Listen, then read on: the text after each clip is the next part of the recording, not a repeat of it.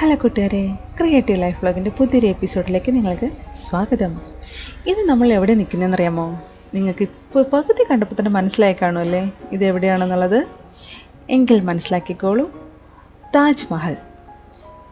ഈ താജ്മഹൽ എന്നത് മുഗൾ ചക്രവർത്തിയായ ഷാജഹാൻ തൻ്റെ പ്രിയപ്പെട്ട ഭാര്യ മുംതാസ് മഹലിൻ്റെ സ്മരണയ്ക്കായി നിർമ്മിച്ച ഇന്ത്യയിലെ ആഗ്രയിലുള്ള ഒരു ആനക്കൊമ്പ് വെളുത്ത മാർബിൾ ശവകുടീരം ആണ് എന്ന് നമുക്കെല്ലാവർക്കും അറിയാം. എന്നാൽ ഇതറിയാത്ത ഒരുപാട് ആളുകൾ ഇപ്പോഴും ഉണ്ട് കേട്ടോ. അവർക്കായി ചെറിയൊരു വീഡിയോ ആണ് ഞങ്ങളിവിടെ ചെയ്യുന്നത്.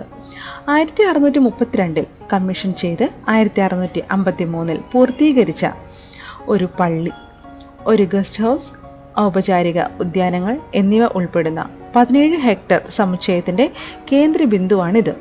മുഗൾ വാസ്തുവിദ്യയുടെ ഒരു മാസ്റ്റർ പീസായി കണക്കാക്കപ്പെടുന്ന ഇത് 1983 യുനെസ്കോയുടെ ലോക പൈതൃക സ്ഥലമായി പ്രഖ്യാപിക്കപ്പെട്ടു.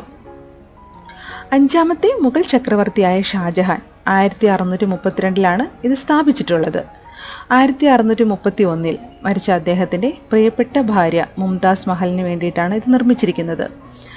ശവകുടീരം 1648 പൂർത്തിയായി. ചുറ്റുമുള്ള സമുച്ചയം 1653 പൂർത്തിയായി കഴിഞ്ഞു. മുംതാസ് മഹലിൻ്റെയും ഷാജഹാൻ്റെയും ശവകുടീരങ്ങൾ ഇവിടെ തന്നെയാണ് സ്ഥിതി ചെയ്യുന്നത്. ഇന്ത്യൻ, പേർഷ്യൻ, ഇസ്ലാമിക സ്വാധീനങ്ങൾ കൂടിച്ചേർന്ന മുഗൾ വാസ്തുവിദ്യയുടെ ഒരു ഉത്തമ ഉദാഹരണമാണ് താജ്മഹൽ എന്ന് പറയുന്നത്. വെള്ള മാർബിൾ കൊണ്ടാണ് ഇത് നിർമ്മിച്ചിരിക്കുന്നത്. ജാസ്പർ, ജേഡ് തുടങ്ങിയ വിലയേറിയ കല്ലുകൾ കൊണ്ട് നിർമ്മിച്ച സങ്കീർണമായ കൊത്തുപണികൾ ഇതിൽ ഉൾപ്പെട്ടിട്ടുമുണ്ട്. ഒരു കേന്ദ്ര അച്ചുതണ്ടിലെ പൂർണ്ണമായ സമിതിക്ക് പേര് കേട്ടതാണ് ഇവ. 17 ഹെക്ടർ വിസ്തൃതിയുള്ള ഈ സമുച്ചയത്തിൽ ഒരു പള്ളി, ഒരു അതിഥി മന്ദിരം, ഔപചാരിക ഉദ്യാനങ്ങൾ എന്നിവയും ഉൾപ്പെട്ടിട്ടുണ്ട്. ഇത് നമുക്ക് എല്ലാവർക്കും അറിയാമായിരിക്കും അല്ലേ? ഇതിൻ്റെ ഒരു മനോഹാരിത എത്ര ഭംഗിയാണെന്നറിയാമോ? ശരിക്കും ഇത് അടുത്ത് വന്ന് കണ്ടാലാണ് ഇതിൻ്റെ തീർത്തുള്ളൊരു ആ ഒരു എക്സ്പീരിയൻസ് നിങ്ങൾക്ക് അറിയാൻ സാധിക്കുകയുള്ളൂ.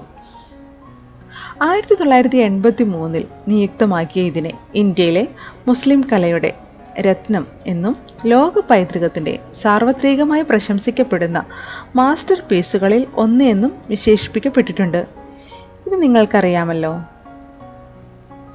തീർച്ചയായും അതെ, വെള്ളിയാഴ്ചകളിൽ പ്രാർത്ഥനയ്ക്കായി താജ്മഹൽ അടച്ചിട്ടിരിക്കും.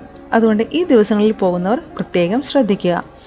ആഴ്ചയിലെ മറ്റെല്ലാ ദിവസവും ഇത് തുറന്നിരിക്കുന്നതായിരിക്കും. വാരാന്ത്യങ്ങളിലും ഇത് ആക്സസ് ചെയ്യാവുന്നതുമാണ്. വെള്ളിയാഴ്ചകളിൽ ഇത് അടച്ചിടുന്നത് കൊണ്ട് തീർത്തും ആ സമയങ്ങളിൽ വരാൻ നിൽക്കരുത്. ഇവിടേക്കുള്ള ടിക്കറ്റിൻ്റെ കാര്യങ്ങൾ എങ്ങനെയാണെന്ന് നിങ്ങൾക്കറിയാമോ? ഇന്ത്യൻ പൗരന്മാർക്ക് 50 രൂപയും അതുപോലെ ബിംസ്റ്റെക് പൗരന്മാർക്ക് 540 രൂപയുമാണ് ഈടാക്കുന്നത്. വിദേശ വിനോദസഞ്ചാരികൾക്ക് 1100 രൂപയും ഈടാക്കുന്നുണ്ട്. എല്ലാ വിഭാഗക്കാർക്കും പ്രധാന ശവകുടീരത്തിൽ പ്രവേശിക്കാൻ 200 രൂപ അധിക ഫീസ് ആവശ്യം തന്നെയാണ്.